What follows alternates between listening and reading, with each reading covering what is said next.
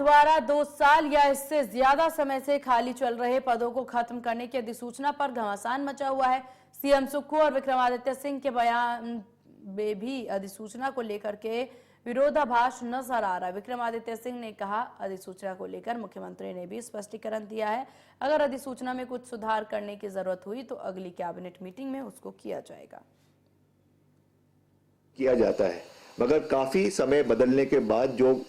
Post आज से 10-15 साल पहले क्रिएट की गई हो सकता है कि उसकी आवश्यकता आज ना हो। और जिस तरीके से आज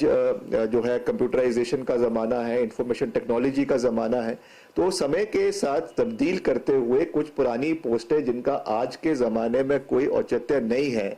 उसमें फाइनेंस डिपार्टमेंट ने ये सिफारिश की थी कि उनका नोमेनक्लेचर बदलकर उसकी जगह जो असली में रिक्वायर्ड पोस्ट हैं डिपार्टमेंट्स के अंदर जिनकी आवश्यकता है उनको हमें क्रिएट करना चाहिए और उनका जो एक बजटरी एलोकेशन उनके लिए किया जा रहा है उनको नई पोस्टों के लिए करना चाहिए। इसको राजनीतिक रंग देने की जो कोशिश, असफल कोशिश आदरणीय जयराम जी या उनके साथी कर रहे हैं, मैं समझता हूं ये बहुत दुर्भाग्यपूर्ण है। वो तो खुद प्रदेश के मुख्यमंत्री रहे हैं, खुद प्रदेश के वित्त मंत्री बतौर मुख्यमंत्री रहे हैं, वित्त विभाग उनके पास था, तो उनको तो इस चीज की जानकारी है, इस चीज की उनको जो है पूरी नॉलेज है कि किस तरीके से कभी कभी फाइनेंस के अपने व्यू पॉइंट्स रहते हैं फाइनेंस डिपार्टमेंट के, और जो कंसर्न डिपार्टमेंट हैं उनके अपने व्यू पॉइंट्स रहते हैं। हर चीज के लिए हमको फाइनेंस की क्लियरेंस चाहिए होती है, एफडी की क्लियरेंस चाहिए होती है, फिर ही जाके मसला जो है वो कैबिनेट में आता है।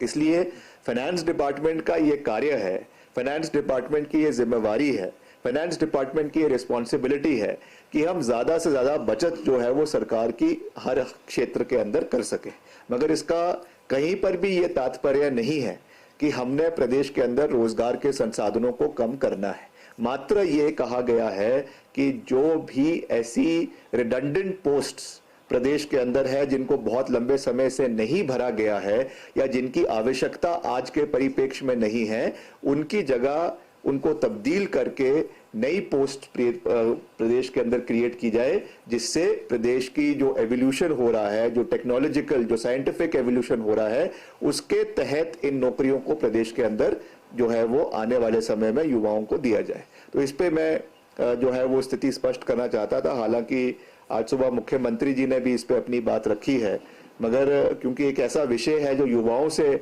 जुड़ा हुआ है, प्रदेश के भविष्यों से जुड़ा हुआ है, इसलिए इसके ऊपर स्पष्टता से बात करना और एक साफ पिक्चर जो है वो प्रदेश के लोगों के बीच रखना, ये हमारा दायित्व बनता है। और मैं फिर से ये विश्वास दिलाना चाहता हूं कि अगर कोई भी इसमें कोई शॉर्टकमिंग है, कोई भी अगर इसमें कोई ऐसी चीज है जिससे प्रदेश के लोगों के हित, कहीं ना कहीं युवाओं के हित जो है वो दब रहे हैं, तो मैं ये विश्वास दिलाना चाहता हूं कि इस विषय को हम पूरी गंभीरता के साथ अगली कैबिनेट मीटिंग में उठाएंगे और वहां पर जो भी इसके लिए इसमें मॉडिफिकेशंस, फर्दर मॉडिफिकेशंस करने की आवश्यकता होगी वो करे जाएगी। मगर अभी भी जैसा मैंने कहा है स्थिति बिल्कुल साफ है, मगर फिर भी अगर लगता है कि कुछ ना कुछ इसमें और तब्दीली करने की आवश्यकता है तो निश्चित तौर से युवाओं की आवाज को हम सरकार के समक्ष और कैबिनेट में हम उठाएंगे, ताकि युवाओं के हितों की रक्षा जैसे हमने हमेशा करी है वैसे आने वाले समय में भी करने का संपूर्ण प्रयास हम करें।